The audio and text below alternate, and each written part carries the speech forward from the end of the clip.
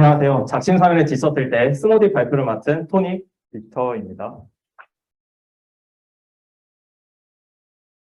네, 스프린트 계획이랑 진행 현황을 먼저 공유드리겠습니다. 프론트엔드는 성능 리포트, 오프라인 지원, 성공 이미지 공유, 검색 기능 개선을 했고요. 백엔드에서는 통계 설정, 쿼리 튜닝, 인덱스, 알림 비동기를 했습니다. 공통으로는 피드 조회 관련해서 UI와 API를 개선했습니다. 우선 통계 서버 스레드풀 설정을 했는데요. 첫 번째로 저희는 상황을 한번 부여를 해봤고요. 그 상황에 맞춰서 목표를 선정하고 JMeter를 활용해서 리서치를 한 후에 결과를 도출했습니다. 상황인데요. 스무디 서비스가 이벤트를 할 예정입니다. 서비스 사용과 이벤트는 우테코 안에서 이루어지고 예상 사용자 수는 132명입니다. 예상되는 최대 동시 요청 수는 132명에 조금 넘는 150명으로 추정을 했습니다.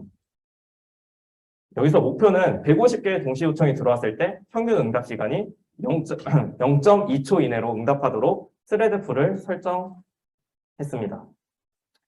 그래서 리서치인데요. 맥스 스레드 개수에 따라 테스트를 진행했어요. 그래서 100개부터 400개, 1000개부터 70개 다양한 스레드 설정을 했는데요. 이때 가장 좋은 성능은 스레드 개수가 10개였습니다. 응답 시간을 보시면 가장 짧은 걸 확인할 수 있습니다. 그리고 최소 스레드 개수와 맥스 커넥션 개수도 같이 따로따로 설정을 해봤는데요. 이때 모두 평균 응답 시간이 0.2초 이하였고, 그 개수 따라 유의미한 차이를 확인하지 못했습니다. 그 결과가 나왔는데요. 저희 통캣은 스레드 최대 개수를 10개로 하고, 나머지 3개에 대해서는 디폴트 값을 설정했어요. 그 최소 개수는 10개, 맥스 커넥션 개수는 8192개, 어세트 카운트 수는 100개로 했습니다. 다음은 쿼리 튜닝인데요. 저희 쿼리를 한번 조사해보면서 M+1 문제와 크로스 조인 문제가 발생했었어요. M+1은 저희는 지연 로딩을 하다 보니까 DTO를 생성할 때 그때 DTO의 개수마다 쿼리문이 날아가는 걸 확인할 수 있었습니다. 그래서 저희는 조인, 그리고 웨어 인절, 그리고 배치 사이즈 이 3가지의 방법으로 M+1을 2개 혹은 하나의 쿼리로 나갈 수 있도록 바꿨고요. 다음으로 크로스 조인인데요. JPQL을 사용하다 보면 묵시적 조인이 발생할 때가 있더라고요. 그래서 저희는 명시적으로 조인을 해서 크로스 조인이 아닌 레프트 조인이나 이너 조인으로 쿼리문이 나갈 수 있도록 수정했습니다. 다음은 인덱스인데요. 저희는 진행 중인 챌린지를 조회를 할 때가 많습니다. 이때 챌린지를 시작할 때 스타트 타임이 있는데요. 이때 쿼리문을 보시면은 스타트 타임에 대해서 웨어절에도 사용이 되고 몰더바이절에도 사용이 됩니다. 그래서 저는 스타트 타임에다가 인덱스를 적용을 하려고 했는데요.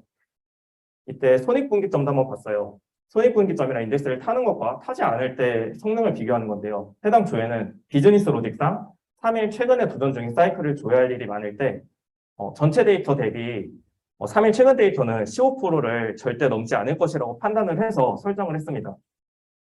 그래서 쿼리로 한번 확인을 해보면 지금까지 총 사이클은 510개고 3일 전부터 지금까지 만들어진 사이클은 23개입니다. 그래서 비율로 보자면 4%인데요. 이때 그 쿼리를 익스플레인으로 한번 해봤을 때 레인지로 인덱스가 타는 것을 확인할 수 있습니다. 다음은 피드 조회입니다. 피드 조회도 역시 시간을 기준으로 내림차순으로 정렬을 하게 돼요. 최근에 올린 피드를 기준으로 조회를 하게 되는 거죠. 그래서 저희가 한번 피드 개수를 72만 개로 했을 때 가정을 해봤는데요. 인덱스를 타기 전에는 이제 0.72초가 걸렸는데 인덱스를 타고 나서는 0.00초가 걸리는 걸 확인할 수 있었습니다. 다른 칼럼들은 클러스터링 인덱스, 유니크 컬럼, 그리고 검색 조건 라이크에 앞에 퍼센트가 붙으면 인덱스가 타지 않아서 붙지 않았고요. 또 카디널리티가 낮은 경우 또는 업데이트나 딜리터가 빈번하게 발생하는 댓글 같은 경우에는 칼럼을 따로 적용시키지 않았습니다. 다음은 알림 비동기 처리인데요. 저희는 챌린지를 인증할 때나 시작할 때 그 챌린지 인증 시간이 얼마 남지 않을 때 알림이 오도록 FC로 알림이 오도록 구현을 했어요. 다음은 로직인데요. 다음 바로 넘어갈게요. 이때 하나의 트랜지션, 스레드 로직이 실행이 됐을 때 다음과 같은 순서대로 가는데요. 만약에 마지막에 알림 이벤트를 처리하는 로직이 있습니다. 근데 알림 이벤트 처리해서 에러가 발생하면은 알림 관련 로직에 에러가 발생했는데 모든 로직이 롤백이 되는 상황이 있었어요. 그래서 저희는 이 알림 이벤트를 비동기 처리했는데요. 따로 스레드로 분리하고 트랜잭션이 분리되니 알림의 에러가 발생됐을 때 롤백되는 현상을 막을 수 있었습니다. 다음으로 빅터가 성능 리포트에 대해서 발표하겠습니다. 네, 다음으로 이제 이어서 발표를 맡은 프론트엔드 빅터입니다. 네, 저희는 성능 측정을 하기 위해서 이제 라이트하우스라는 도구를 사용했는데요. 성능 측정 환경은 이제 모바일에서 진행하였고요. 그리고 네트워크와 CPU의 이제 환경은 이제 우측과 같습니다. 네, 성능 측정 GPU 같은 경우에는 이제 웹 바이탈스에서 이제 권장하는 GPU에 따랐고요. 따라서 LCP 같은 경우에는 2.5세컨즈 이하로 유지할 것을 목표로 했고, FID는 100ms 이하, CLS는 0.1 이하로 유지하는 걸 목표로 했습니다. 단, 라이트하우스에서는 FID를 측정할 수가 없어가지고 TBT를 대체 GPU로 삼았고요. TBT는 200ms 이하로 유지하는 걸 목표로 삼았습니다. 네, 다음으로는 저희가 성능 측정을 한 이제 페이지인데요. 먼저 랜딩 페이지 같은 경우에는 정적인 콘텐츠를 제공하기 때문에 성능을 개선하기 전과 후를 조금 더 객관적으로 비교할 수 있다고 판단을 했어요. 그래서 랜딩 페이지에서 라이트하우스 점수를 측정을 하였고요. 검색 페이지 같은 경우에는 이제 페이지 렌더링이 가장 빈번하게 발생하는 페이지라고 판단을 했습니다. 따라서 렌더링 최적화를 진행하였고요. 피드 페이지 같은 경우에는 요청하는 리소스의 개수가 가장 많은데요. 그래서 리소스 요청의 개수를 관리하는 최적화를 진행했습니다. 네, 먼저 저희 프론트 팀에서 최적화 작업을 위해서 이제 했던 작업은 좌측과 같은데요. 먼저 이미지 사이즈를 압축하고 이미지 확장자를 웹P로 변경해서 이제 이미지의 크기를 줄였고요. 또 리소스 같은 경우에도 gzip을 통해서 제공해서 리소스의 크기도 줄였습니다. 또 페이지별로 코드 스플리팅을 진행해서 페이지마다 필요한 코드만 받을 수 있게 하였고요. 또 HTTP2도 적용을 했습니다. 그 결과 이제 라이트하우스 점수 같은 경우에 67점에서 82점까지 성능이 향상된 걸 볼 수 있었고요. 네, 해당 이제 점수는 모바일에서 측정한 점수입니다. 그리고 지표 면에서도 LCP 같은 경우에도 7.44초에서 3.48초로 감소하는 효과를 보았고요. TBT 같은 경우에는 187ms에서 118ms로 감소하는 효과를 봤습니다. 네, 다음은 검색 페이지인데요. 검색 페이지 같은 경우에는 일단 검색 인풋 컴포넌트를 비제어 컴포넌트로 변경을 했어요. 그래서 검색어를 입력할 때마다 렌더링 되는 그런 현상을 좀 막았고요. 또 챌린지 검색 결과를 보여주는 컴포넌트에도 리액트 메모를 적용하여서 이미 렌더링이 진행된 컴포넌트의 경우 다음에 다시 리렌더링이 되지 않도록 구현을 했고요. 피드 페이지 같은 경우에는 이제 이미지 레이지 로딩을 주로 적용을 했는데요. 단 모든 이미지에 적용한 게 아니라 여기 그림에서의 빨간색 부분, 이제 프로필 이미지에만 이제 레이지 로딩을 적용을 해서요. LCP에 영향을 주지 않도록 했고, 그 결과 성능 개선 전에는 첫 로딩 시 20개의 이미지를 요청을 했었는데 11개의 이미지만 요청하도록 최적화를 했습니다. 다음은 저희 스모디 팀이 5차 스프린트 기간 동안 구현했던 기능에 대해서 공유를 하려고 해요. 네, 먼저 저희 스모드 팀은 오프라인에서 이제 저희 서비스가 계속 제공될 수 있도록 기능을 구현하였고요. 서비스 워커와 캐시 스토리지에 정적 파일을 저장을 해가지고 오른쪽 사진과 같이 오프라인 상태에서도 저희 스모디 서비스에 방문할 수 있도록 구현을 했습니다. 그리고 검색어 입력 시 자동 검색되는 기능을 구현했는데요.